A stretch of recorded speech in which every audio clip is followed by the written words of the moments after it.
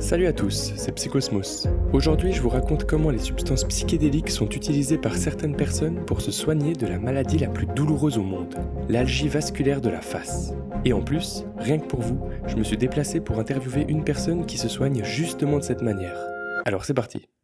Ceux qu'on surnomme Cluster Head Age, ou en français algie vasculaire de la face, se caractérisent par des douleurs intenses et de courte durée au niveau de la tête et du visage. Elle est particulièrement connue pour son intensité extrême, conduisant certains à la surnommer migraine du suicide en raison de l'impact dévastateur qu'elle peut avoir sur la qualité de vie des personnes qui en souffrent. Pour se rendre vraiment compte de cette douleur, je vais vous lire le témoignage d'une personne qui souffre de cette maladie. Imaginez qu'une meute de chiens au croc énorme vous transperce l'intérieur du crâne, vous arrache la chair, écrasant tout. Ensuite, un amas de métal brûlant traverse votre crâne, brûle l'arrière de votre œil et traverse votre palais jusqu'à votre gorge. Mais le plus important, c'est que lors d'une attaque, la douleur passe à une autre dimension. Il ne s'agit plus d'un mal de tête ni d'une douleur localisée à un endroit précis. On est littéralement plongé dans la douleur, comme dans une piscine. Il ne reste de vous qu'une chose, votre lucidité ébranlée et la douleur qui envahit tout, qui prend tout. Il n'y a plus que la douleur. À ce moment-là, vous donneriez tout, y compris votre tête, votre propre vie, pour que ça s'arrête. Si vous imaginez, vous comprendrez. Dans une étude par questionnaire sur 1600 personnes qui souffrent de cette maladie, elle est notée 9,7 sur 10 sur une échelle de douleur. En comparaison, les calculs rénaux qui sont considérés comme une des douleurs les plus atroces sont notés seulement 6,9, tandis qu'une blessure par balle est notée 5,9. L'algie de la face est aussi considérée comme bien plus douloureuse qu'un accouchement.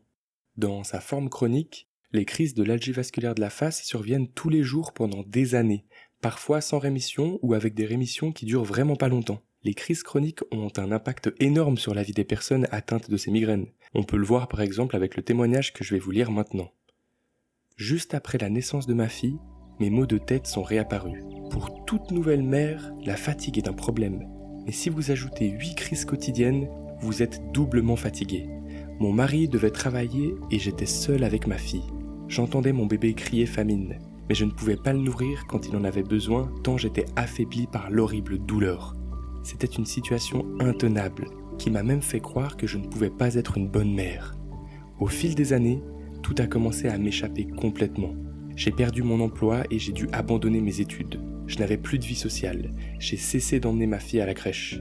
Mon mari devait tout faire et il voyait bien que chaque jour que je ne faisais que souffrir. Ce n'était pas seulement l'énorme douleur qui me détruisait maintenant.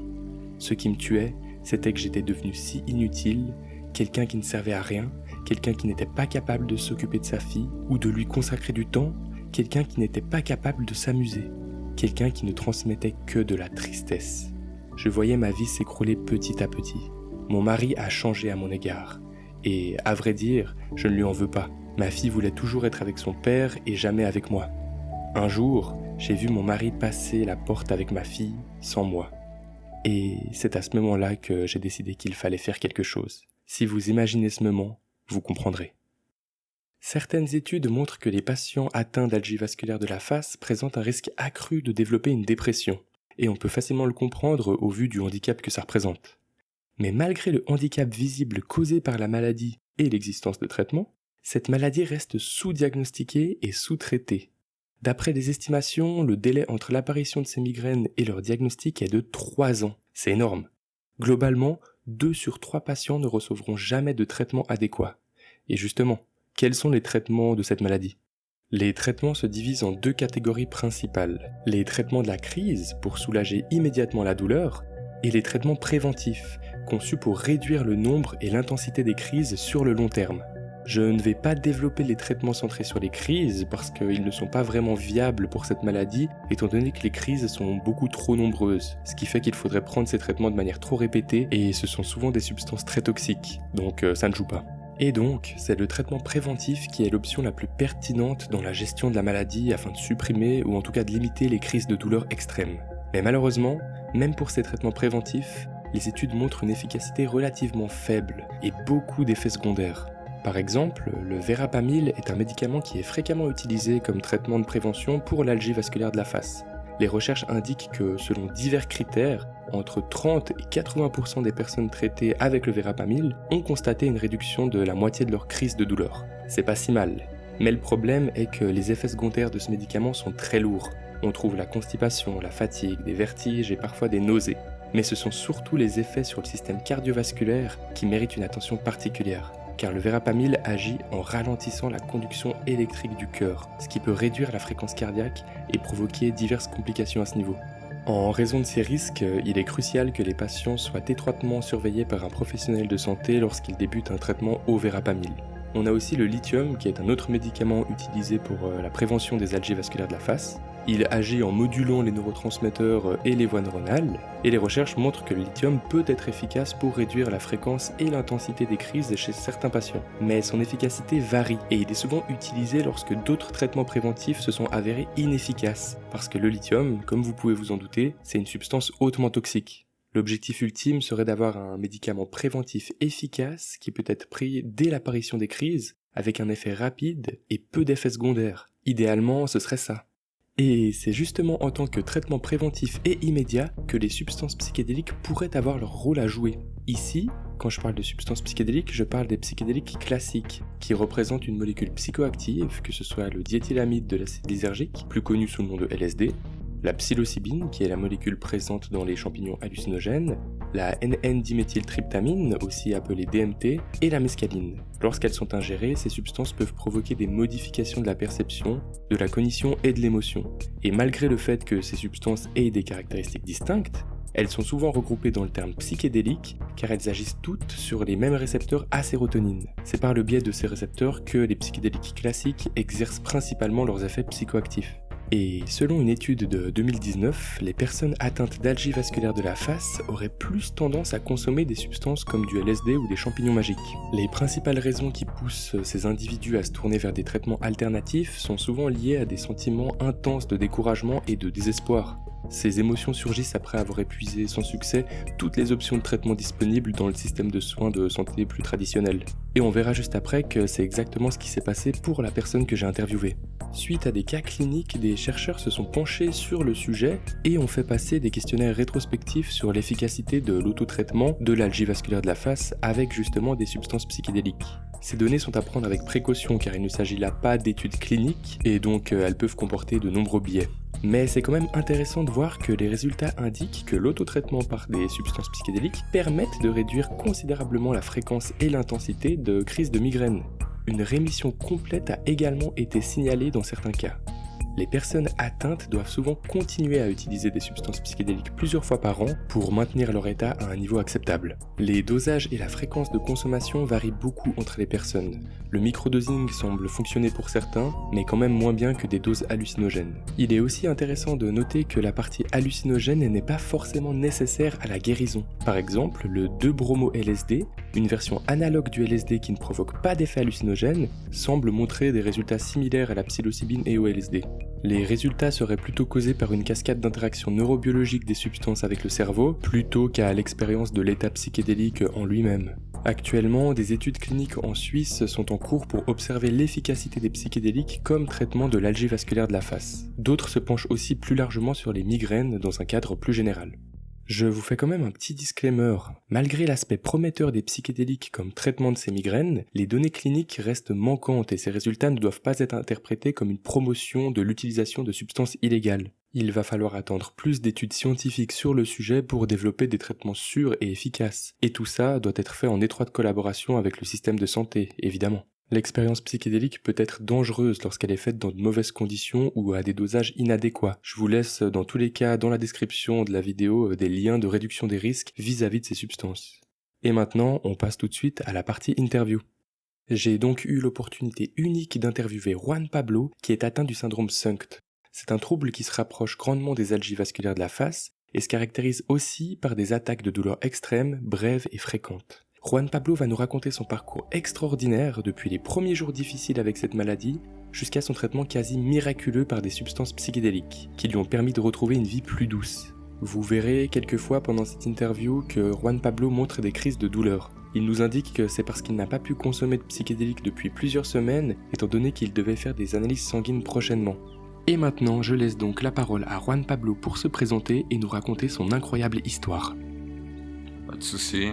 Donc, pour que tu saches un truc, l'histoire que je vais te raconter maintenant, en fait, c'est une histoire super triste.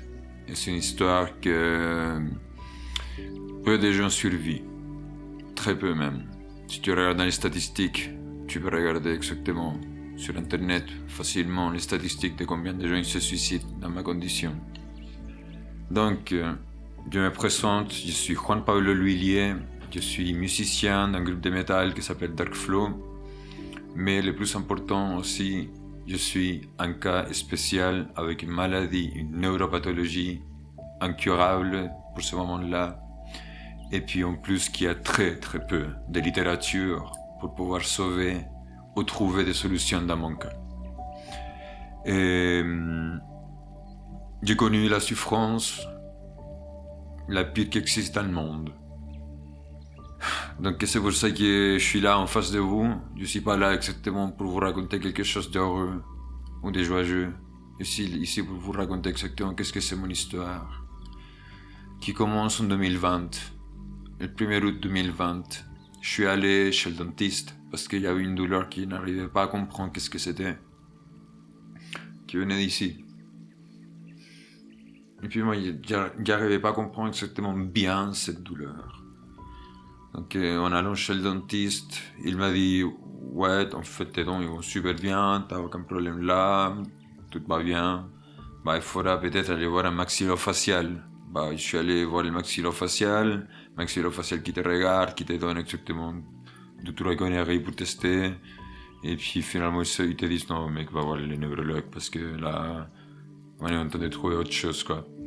Tu vas chez le neurologue, il te regarde 2-3 fois, il te donne des médicaments un peu test, et puis le neurologue qui était là m'a dit ok, on va maintenant discuter avec le chef de neurologie, qui donne la grande mauvaise nouvelle.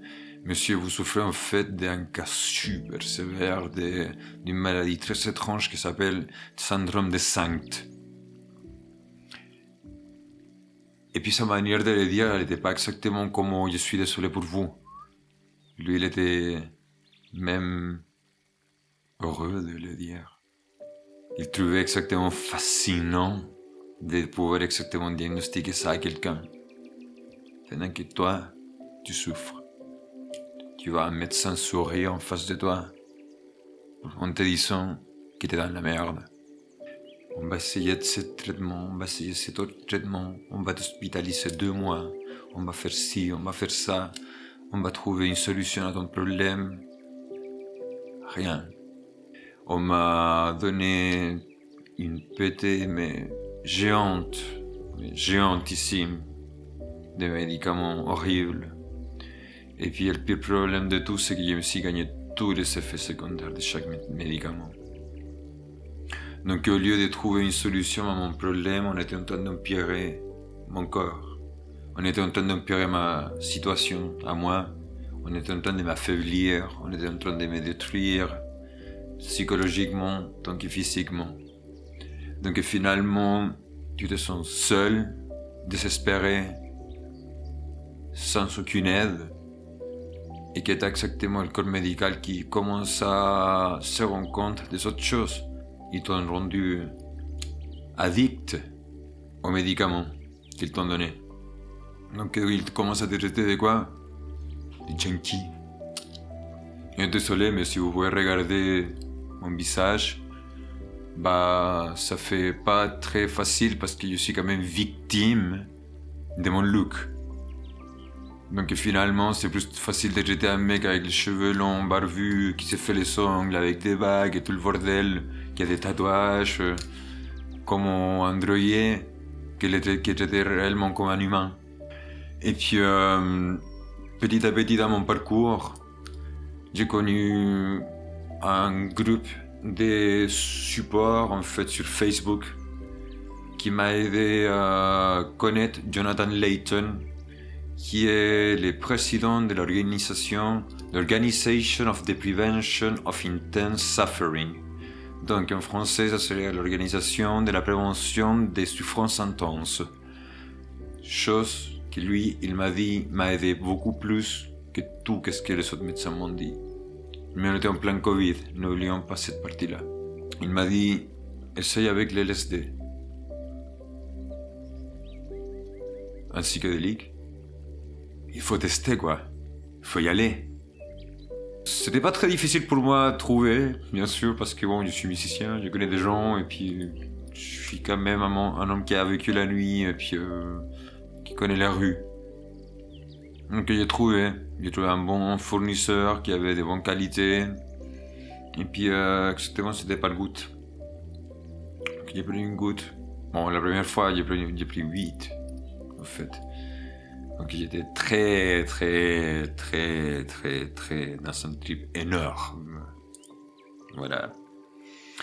Dès que j'ai commencé à comprendre qu'est-ce que c'était la solution, j'ai commencé à me rendre compte que j'ai trouvé un traitement. Enfin, passer de 200 à 5 crises de douleur par jour. Putain, ça c'est un changement quoi. Ça c'est exactement un élèvement des qualités de vie. En continuant l'histoire, il y a eu cette ouverture du Covid, mais après ils sont tous renfermés encore une fois. Donc je me suis retrouvé exactement enfermé sans savoir exactement quelqu'un qui puisse me provisionner des LSD. Et c'était impossible pour moi de trouver une manière de me traiter. Et en même temps, j'avais arrêté exactement tous les médicaments qui me faisaient exactement oublier qu'est-ce que j'étais en train de vivre. On tombe dans une dépression totale. Pourquoi on tombe dans une dépression totale et pourquoi c'est aussi fort que ça? C'est parce que tu as perdu exactement la seule chose qu'il y avait pour te sauver la vie. Donc du coup, j'ai commencé à trouver exactement que la seule manière de finir avec cette souffrance inimaginable, ce désespoir horrible, c'était de me quitter la vie. Mais je voulais pas partir de ce monde sans savoir au moins tester de me reconnecter avec l'univers, faire la paix avec moi-même. Donc j'ai trouvé un centre pour pouvoir exactement tester l'ayahuasca. Et ces douleurs, ils sont disparus comme ça quand j'ai pris l'ayahuasca. Bien sûr, c'est venu après, 1 heure avant que ça finisse l'état psychédélique. Après, j'ai commencé à me rendre compte qu'il y a des autres traitements. Il y a un autre espoir. Et puis cet espoir était littéralement trouvé, analysé, étudié, savoir qu'est-ce que tu es en train de faire et pourquoi tu le fais, de prendre des hallucinogènes, des psychédéliques, pour pouvoir exactement sauver ton cas, sauver ta vie et continuer une vie plus ou moins, impossible que ce soit normale, mais plus ou moins vivable. Ça c'est mon histoire. Merci beaucoup pour ce récit incroyable, Juan Pablo. J'aimerais encore te poser quelques questions. Est-ce que c'est ok pour toi? Let's go, man. Trop bien, merci. Et du coup, parmi les substances psychédéliques que tu as expérimentées, est-ce qu'il y en a certaines que tu trouves plus efficaces que d'autres pour gérer tes symptômes? Yeah, ok. Ici, on va aller en crescendo. On va parler de la kétamine d'abord. La kétamine, c'est une substance qui aide, mais seulement quand tu la prends nasalement. Comme ma douleur elle est de côté gauche, j'essaie de prendre la poudre de manière nasale du côté gauche pour voir exactement comment ça marche. Ça calme pendant que t'es dans la montée. Après, ça calme l'esprit. Donc la kétamine, elle peut servir dans ça, mais pour un jour. Après, l'MDMA, il est très fort. Ça peut marcher super bien si tu as de bonnes qualités, mais le seul problème que tu as, c'est que ça dure pendant l'épisode que tu es dans le high, dans le trip de MDMA. Après aussi, en même temps que la kétamine, ça calme l'esprit, mais tu as encore les douleurs. Et puis après, tu as l'LSD qui marche normalement, en général, une semaine. Une semaine à 10 jours sans douleur. Tu te sens moins mal, tu as moins de douleur, tu peux exactement te contrôler et les crises sont moins fortes. Après, tu as le 2CV qui est marché entre 10 jours et 15, mais c'est difficile à trouver et money, it's hard to find. Et puis après, tu as l'ayahuasca, que c'est celle qui marche le mieux, que c'est 3 semaines sans aucune douleur. Aucune. Genre, t'es picobello bien pendant 3 semaines. Donc voilà quoi, ça c'est qu'est-ce que moi je reconnais ou comment mon organisme à moi a marché. Et vu que moi je suis ambassadeur de la OPIS, l'organisation dont j'ai parlé avant, et je suis en train de faire tous les essais possibles avec des neurologues qui travaillent avec des psychédéliques ici en Suisse, que c'est légal, et aussi avec une psychiatre qui travaille avec des psychédéliques, que c'est légal. Pas pour tous les médecins, par contre, il faut avoir une formation spéciale. Il y a 30 médecins ici en Suisse qui ont le droit de donner des psychédéliques. Les autres n'ont pas le droit. Et puis moi, je travaille avec 2 qui peuvent me donner des psychédéliques pour travailler mon côté dépressif, impulsif que j'ai parce que je souffre, et autres qui m'aident à trouver une solution pour que la douleur enfin disparaisse. Et si une substance alternative qui ne serait pas hallucinogène était efficace pour traiter ta condition, est-ce que tu la préférerais aux options actuelles ? En fait, oui, parce que il faut pas oublier que quand même faire un trip, c'est faire un trip. Et quand tu es en train de faire un trip une fois par semaine, une fois tous les 10 jours, ça devient lourd. Ça fatigue. Parce qu'il y a des jours que tu fais des bons trips et tu passes un bon moment, et tout est joli. Mais il y a des jours où tu te sens mal, tu es un peu plus déprimé que d'habitude, tu as des douleurs qui sont par-ci ou par-là, tu as des problèmes au cœur, je sais pas, une fille t'a fait du mal, quelqu'un t'a fait du mal, tu as des stress parce que, bon, moi je suis musicien, donc je vais avoir des stress parce qu'il y a un concert ou des choses comme ça à donner bientôt. Et voilà quoi, tu fais des bad trips. Et quand tu fais un bad trip, tu t'en remets pas depuis 3 semaines quoi. Donc s'il peut y avoir une substance légale qui existe et qui puisse enfin enlever les effets psychotropes, je serais pour les tester, oui.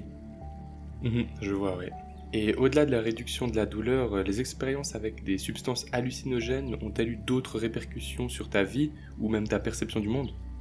Bah, normalement, quand on prend des hallucinogènes, on apprend beaucoup de choses parce qu'on est toujours en train de faire une recherche qui va plus au-delà et tout le bordel, et puis on disparaît un peu, disons, disparition. On rentre dans une autre perception cognitive. Donc, bien sûr, on apprend des autres choses, mais ma vie, ma qualité de vie ou ma manière d'être ne change pas. C'est quand tu es dans l'état psychédélique que tu as beaucoup d'idées ou beaucoup de choses qui passent dans ta tête, mais une fois fini ça, tu comprends des choses, tu apprends aussi, mais ça ne te change pas énormément trop la vie. Comment t'envisages l'avenir de l'utilisation des substances psychédéliques dans le traitement des migraines comme la SUNCT ou l'algie vasculaire de la face ? Moi, je trouve que l'utilisation des psychédéliques, c'est la médecine du futur. On est en train de faire les premières recherches, et moi je suis une des premières cobayes même.